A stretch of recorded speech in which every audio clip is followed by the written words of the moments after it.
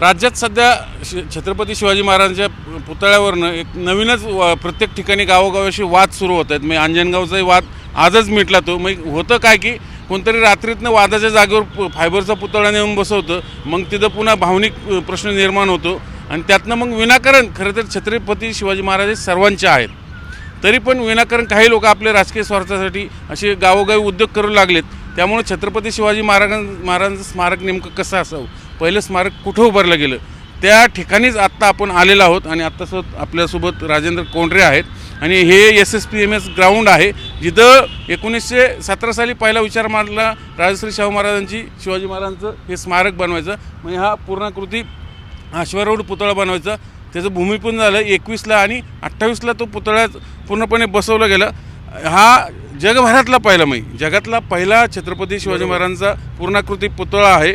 आज याच्याकडे आजही बघा 100 वर्ष होत आली त्याला जवळपास. अगदी जसा आहे तसा आहे. आणि हल्ली कोणी उठते फायबरचे पुतळे चाललंय काय महाराष्ट्रात? सगळ्यात प्रथम आपण ज्या ठिकाणी उभा आहोत ही संकल्पना शिवाजी महाराजांचं एक देशभरात चांगलं असं स्मारक असावं ही संकल्पना राजश्री शाहू छत्रपतींनी मांडली. आणि ती मराठा शिक्षण परिषदेच्या एका अधिवेशनामध्ये मांडली, बैठकीमध्ये. आणि त्याला देशभरातले जेवढे संस्थानिक होते या संस्थानिकांनी त्याला पाठिंबा दिला. आणि एक त्याच्याबरोबर स्मारक म्हणजे काय असावं तर नुसता पुतळा नाही, त्या पुतळ्याबरोबर शिवाजी महाराजांचं जे लष्करी सामर्थ्य होतं ते सामर्थ्य पुन्हा निर्माण व्हावं आणि ती प्रेरणा तयार व्हावी म्हणून इथे एक लष्करी शाळा असावी अशी संकल्पना जॉईंटली होती. आणि त्याप्रमाणे 1921ला याची पायाभरणी झाली.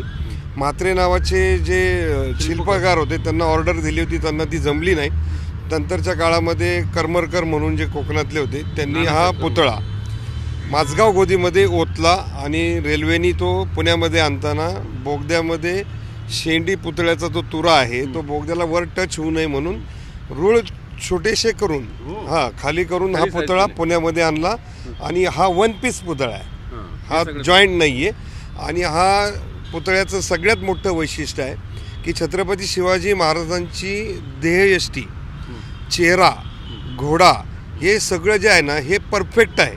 आणि हा शिल्पकलेतला सगळ्यात मॉडेल असा हा पुतळा आहे. आणि ह्या पुतळ्याचं वैशिष्ट्य असं आहे की हा पुतळा घडवताना जे काही प्रॉब्लेम्स होते ते तर सॉल्व्ह झाले, पण 1928ला याचं उद्घाटन करताना याच्याबरोबर एक लष्करी शाळासुद्धा या ठिकाणी उभी राहिली. त्या काळातल्या ब्रिटिशांना असं वाटलं की सगळे संस्थानिक येऊन एक नवं सैन्य करतायत का दल, म्हणून मग या उठाव वगैरे करतात म्हणून करतील का म्हणून मग शाळेच्या नावामध्ये Shri Shivaji preparatory military school असं ते आलं. आणि आज हे स्मारक उभं राहिलं. या पुतळ्याला शिवजयंतीपासून वेळोवेळी लोक अभिवादन करायला येतात. त्याबरोबर पाठीमागं अतिशय सुंदर असं बांधकाम केलेली लष्करी शाळा आहे.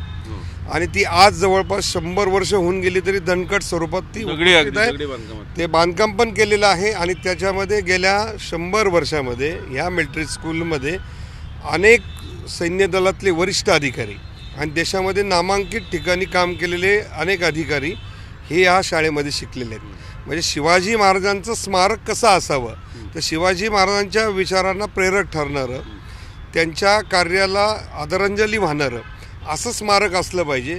कुठंतरी एखाद्या चौकामध्ये आपण एखाद्या वेळेस फायबरचा पुतळा, तुमची भावना असू शकते की शिवाजी महाराजांचा पुतळा, मी आज संध्याकाळी 8 वाजता एका शोला पण सांगणार आहे की कोणी ग्रंथालय काढू शकतं, कोणी ब्लड बँक काढू शकतं. शिवाजी महाराजांनी जे किल्ले उभे केलेत त्या किल्ल्यांच्या डागडुजीसाठी प्रयत्न करू शकतात. म्हणजे महाराजांनी दिलेले शेकडो विचार आहेत ते आचरणात आणणारं स्मारक गावोगावी झालं तर त्याच्यातनं एक नवीन पिढी घडेल. आता काय व्हायला लागलेलं आहे की गावामध्ये जातीय तणाव आणि राष्ट्रपुरुषी जातीत वाटलेले आहेत. आणि ह्याच्यामुळं छत्रपती शिवाजी महाराज ही कुठल्या जाती आणि धर्माची संपत्ती नाही, राष्ट्रीय संपत्ती आहे. आणि त्या राष्ट्रीय संपत्ती म्हणजे तो आपल्या मराठ्यांनाच नाही तर महाराष्ट्राला सुद्धा हा एक सन्मान आहे. ह्या सन्मानाच्या प्रित्यर्थ शिवाजी महाराजांचा नावलौकिक आणि त्यांचा पुतळा हा आदरानेच उभा केला गेला पाहिजे. त्याच्यामध्ये कुठंतरी रात्रीमध्ये जाऊन आपण ते स्मारक करून कुठंतरी शिवाजी महाराजांना कमीपणा आणण्याचं काम करू नये. आणि आता महाराजांच्या पुतळ्याच्या आडून विरोध करणारे पण टोळ्या तयार झालेल्या आहेत. आणि ह्या टोळ्यांमधून महाराष्ट्राचं जे सामाजिक विण आहे, ज्या महाराष्ट्राने हिरेमानकं देशाला दिली, सह्याद्री हिमालयाच्या मदतीला धावला, त्या महाराष्ट्रामध्ये सामाजिक विण गावागावातली उसवली जाते.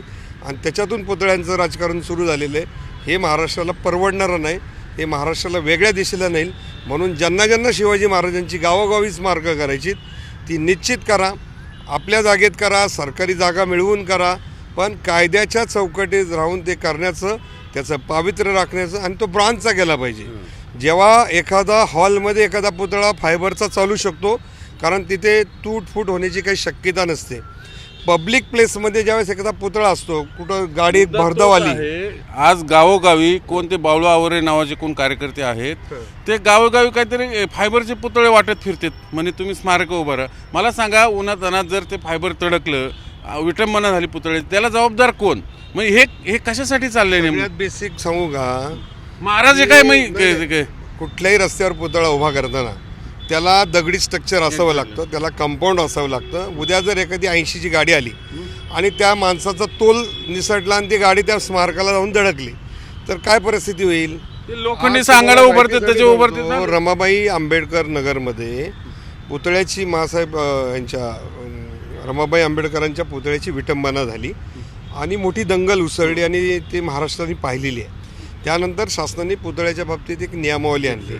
आता नियमावली पण एवढी किचकट करून ठेवली की एखाद्याची इच्छा असेल तरी तो स्मारक उभं करू शकत नाही. त्यामुळं त्याच्यामध्ये सुटसुटीतपणा, जबाबदारी आणि सगळे नियम, त्यानंतर शिल्पकलेच्या दृष्टीने शिवाजी महाराजांच्या सगळ्यात मोठी विटंबना कशात होती की ते फक्त घोड्यावर बसलेत आणि त्यांनी जिरेटोप घातल्या म्हणून ते महाराज म्हणायचे.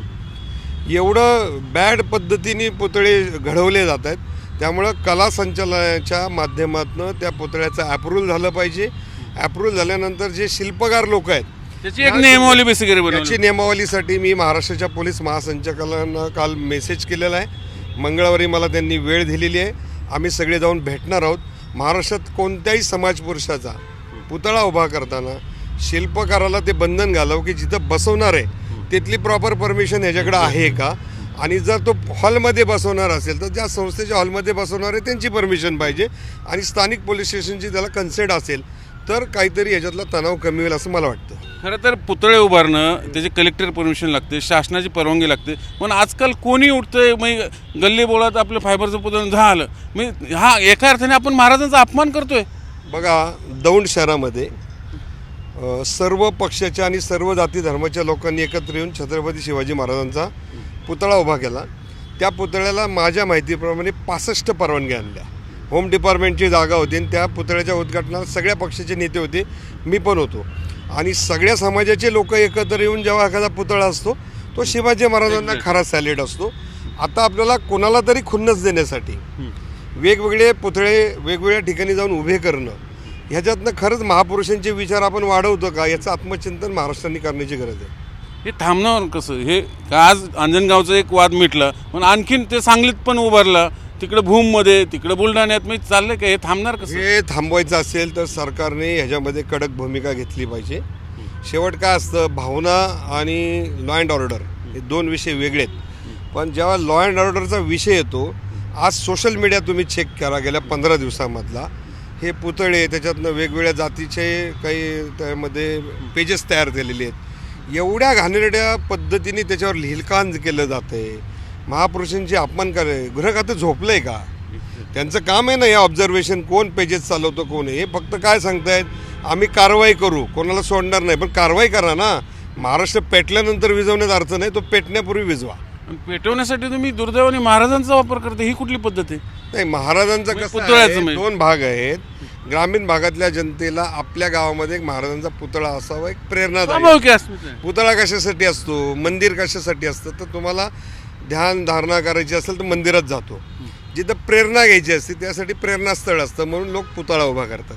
आणि पुतळा जेव्हा फिजिकली समोर दिसतो त्यावेळेस साहजिकच माणसामध्ये एक उर्मी भरून येते. पण ती करताना त्याला काही आचारसंहिता असावी.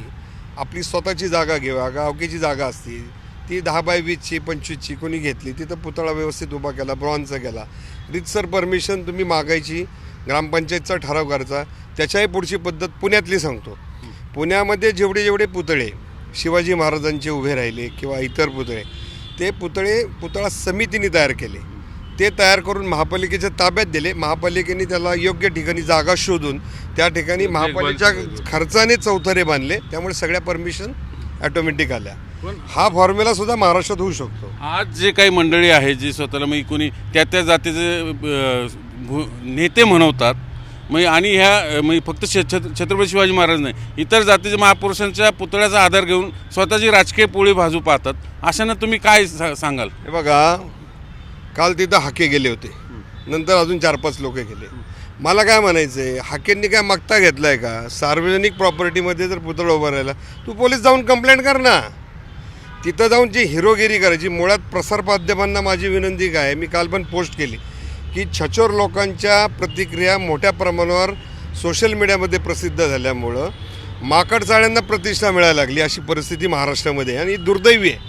मी वारंवार सांगतो आहे की संतांचे विचार महाराष्ट्राने स्वीकारले का नाही आता संशोधनाचा प्रश्न आहे, पण असंघाशी संघ करण्यामध्ये महाराष्ट्र आता गुंतलाय का अशी परिस्थिती आहे. ते आवारे नावाचे कोण कार्यकर्ते आहेत ते सगळीकडे फायबरचे पुतळे वाटत सुटलेले आहेत. त्याची पुढं डॅमेजिंग झालं ते जबाबदारी कोण? त्यांना अशांना तुम्ही काय आवाहन कराल का? एक संहिता पाहिजे ना पुतळे उभारताना. माझी आवारे पाटलांना ह्या ठिकाणी जाहीर आव्हान आहे आणि त्यांना निवेदन आहे की तुम्हाला पुतळा द्यायचा आहे, तुम्ही ब्रॉन्झचा करा, त्याच्या परमिशन्स घ्या. 10 गावात करायच्यात ना, 10 गावं मिळून एक करा ना. म्हणजे काय होईल की 10 गावाची एकत्रित शक्ती त्या ठिकाणी येईल. त्या पुतळ्याबरोबर तिथं एक छोटीशी लायब्ररी करा, वाचनालय करा, ब्लड बँक करा, की शिवाजी महाराजांना आदरांजली जर तुम्हाला व्हायची असेल तर त्यांनी निर्माण केलेल्या कार्याला पूरक कार्य आपण केलं तर शिवाजी महाराज मोठे आपण करणार आहोत. नुसता पुतळा उभा करून नुसता अभिमान बाळगून महाराज मोठे होत नाही, आपण मोठे होत नाही. महाराज हे मोठे आहेतच, आपण महाराजांना आणखीन त्यांच्या मोठेपणाला जर तुम्हाला मानवंदना द्यायची असेल तर शिवाय महाराजांनी जे आयुष्यभर गेल्या 50 वर्षाच्या आयुष्यात जे जे काम केले त्या कामातलं अगदी वृक्षारोपणापासनं कुठलं एखादं ग्रंथालय काढा. 6 जूनला आता शिवराज्याभिषेक येतो, जागतिक पर्यावरण दिन 7 जूनला असतो. हजारो झाडं लावा, शिवाजी महाराजांचं नाव द्या, तिथे एखादं मिळून सभा. आता इथं बघा, ह्या इमारतीच्या प्रत्येक ह्याच्यामध्ये एम्ब्लेम लावलेले आहेत शिवाजी महाराजांची आणि या इथं जवळपास आज 100 वर्ष आले ते बिल्डिंगवर आहेत. पण ते कशाला लावलेत? त्या इमारतीला लावले आणि त्या इमारतीमध्ये त्या एम्ब्लेमप्रमाणे काम चालतं. तर तशा पद्धतीची स्मारकं महाराष्ट्रात झाली पाहिजेत. अन्यथा गावोगावी पुतळ्यांचं जर हे अशा पद्धतीने सुरू झालं तर उद्या बाबासाहेब आंबेडकरांचे पुतळे, अनेक महापुरुषांचे पुतळे, प्रत्येकाला वाटेल आपला पुतळा असला पाहिजे. तो आपली जाती अस्मिता ही करण्यासाठी पद्धतीने झाला पाहिजे. आणि शेवट काय असतं, आता गावोगावी लोक मंदिरं उभी करायला लागलेत, पुतळे उभं करतात. मी वारंवार सांगतोय की महापुरुषांचे विचार आचरणात आणण्यासाठी पूरक कार्य करणाऱ्या संस्था निर्माण करा. त्या संस्था मी स्वतः 18,000 पुस्तकांची लायब्ररी केली. तिथं शिवाजी महाराजांचा पुतळा ठेवला आहे आणि त्याच्या बाजूला सगळी शिवाजी महाराजांची वेगवेगळी विषयावरची 450-500 पुस्तकं आणि 18,000 पुस्तकं ठेवलीत. 26 वर्ष झाली. इंदापूरच्या अलीकडे जिथं अंजनगाव आहे त्याच्या अलीकडे 25 किलोमीटर भिगवणच्या ठिकाणी 25 वर्ष छत्रपती शिवाजी महाराजांच्या नावाने जिजाऊ व्याख्यानमाला आणि सार्वजनिक वाचनालय चालवलं जातं. MPSC UPSCचं त्या ठिकाणी मार्गदर्शन केलं जातं. हे विचाराला पूरक असणारं काम, संस्थात्मक काम असं जर उभं राहिलं तर महाराष्ट्र खऱ्या अर्थाने शिवाजी महाराजांना पुढं घेऊन जाईल असं मला वाटतं. मला वाटतं शेवट आपण पुन्हा एकदा पुतळ्याचं एकदा महाराष्ट्राला सांगूया ह्या पुतळ्याचा इतिहास पुन्हा एकदा महाराष्ट्रासाठी. कारण ज्या पद्धतीने हे फायबर पुतळ्याचं एकदम नवीन फॅड निघलेले त्याला हा आज 100 वर्ष होत आले तरी तेज बघा आहे पुतळ्याचं आजही लोकांना स्फुरण देणार आहे, प्रेरणा देणार आहे. इथून पुढे पुतळा उभारताना एक आचारसंहिता काय असेल? बघा, हा छत्रपती शिवाजी महाराजांचा जगातला अश्वारूढ पहिला आद्य पुतळा आहे. आद्य शब्द मी या अर्थाने घेतला आहे की एखादं स्मारक कशा पद्धतीने असावं याचं मॉडेल हे पुतळा आणि त्याच्या पाठीमागची लष्करी शाळा आहे. त्यामुळं एखादं स्मारक करण्याच्या बाबतीत शाहू महाराज आणि राजाराम महाराजांनी देशातल्या संस्थानिकांनी अत्यंत आदर्श पायंडा आणि अतिशय बोलका पुतळा हा या ठिकाणी उभा केलेला आहे. अशा प्रकारची स्मारकं निर्माण झाली तर त्याच्यातनं पिढ्या घडतील. त्यामुळे ते मॉडेल म्हणून महाराष्ट्राने स्वीकारलं पाहिजे. हे मोठं आहे, छोट्या स्वरूपात का ना, पण 10 गावं मिळून तशा पद्धतीचं केलं तर निश्चित होईल. त्यामुळं जातीत तणाव होऊ नये आणि राष्ट्रपुरुष आणि समाजपुरुष जातीमध्ये बंदिस्त करू नका. किती झालं तरी छत्रपती शिवाजी महाराज ज्यावेळेस सैन्यदल हिमालयाच्या बर्फामध्ये ठिकठिकाणी पुतळे उभं करतं, का उभं करतं तर सैन्य दलाला प्रेरणा मिळावी, सैन्यदल शिवाजी महाराजांच्या युद्धनीतीला सॅल्यूट करतं. छत्रपती शिवाजी महाराजांच्या सैन्य दलात सगळे 18 पगड जातीचे मावळे होते. जाती धर्माचे लोक होते. लोक त्याच्यावर वाद घालतात कोणत्या धर्माचे होते की नाही, पण निश्चितपणे होते. आणि मराठा समाजाबरोबरच जे 18 पगड जातीचे 12 बलुतेदार 18 बलुतेदार त्याच्या पद्धतीने सैन्य दलामध्ये समावेश होते. आणि तो इतिहास घडलेला आहे. आणि हा इतिहास एवढ्यासाठी लक्षात ठेवला पाहिजे की जो मराठा साम्राज्याचा विस्तार झाला त्याच्यामध्ये आपल्या पुणे जिल्ह्यातल्या चाकणपासून अफगाणिस्तानच्या बॉर्डरपर्यंत सगळ्या शाह्या उद्ध्वस्त करून मराठ्यांनी अटकेपार झेंडा लावला. आणि त्या अटकेपार झेंडा लावल्या कर्तृत्वाला कमी न लेखता त्याची उंची कशी वाढेल अशा प्रकारची स्मारकं व्हावी ही आपल्याकडं अपेक्षा आहे. हीच सर्वात महत्त्वाची मला वाटतं एक संदेश म्हणलं तरी वावगं ठरणार नाही. कारण आज आपण ह्या छत्रपती शिवाजी महाराजांच्या जगातल्या पहिल्या पुतळ्यासमोर साक्षीला ठेवून या महाराष्ट्राला आव्हान करतात कोंढरे साहेब की स्मारकं उभारायची तर अशी उभारा आणि फक्त पुतळे उभारून आणि तेही फायबरसारखे पुतळे मुळात ते टिकणार नाही. पुतळे उभारायचे तर ते ब्रांचचे उभारा जेणेकरून ते वर्षानुवर्षे असे टिकतील आणि लोकांना प्रेरणा देतील. उगाच जातीत तेढ निर्माण करण्यासाठी किंवा स्वतःची राजकीय पोळी भाजण्यासाठी असले धंदे बंद करावे. आणि महाराजांचा सन्मान आहे. महाराज कुठल्याही एका जाती धर्माचे नाहीत, तर महाराज हे सर्वांचे आहेत, देशाचे आहेत, राष्ट्राचे आहेत. म्हणून त्यांचा मान सन्मान हा आपल्याकडून राखलाच गेला पाहिजे. व्हिडिओ जर्नलिस्ट विकी कांबळेसह चंद्रकांत फुंदे, झी मीडिया, पुणे.